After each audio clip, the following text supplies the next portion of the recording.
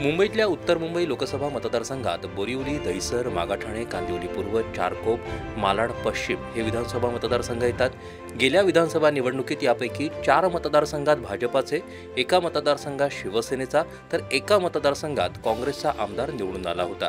या लोकसभा निवडणुकीत 5 मतदारसंघात महायुतीला तर मालाड पश्चिम या एका मतदारसंघात महाविकास आघाडीला मताधिक्य मिळालं होतं। या विधानसभा निवडणुकीत बोरिवली मतदारसंघात भाजपाचे संजय उपाध्याय विरुद्ध शिवसेना उद्धव बाळासाहेब ठाकरे पक्षाचे संजय भोसले अशी लढत आहे, तर दहिसर मतदारसंघात भाजपाच्या मनीषा चौधरी यांच्यासमोर शिवसेना उद्धव बाळासाहेब ठाकरे पक्षाचे विनोद घोसाळकर आणि मनसेचे राजेश येरुणकर यांचं आव्हान आहे।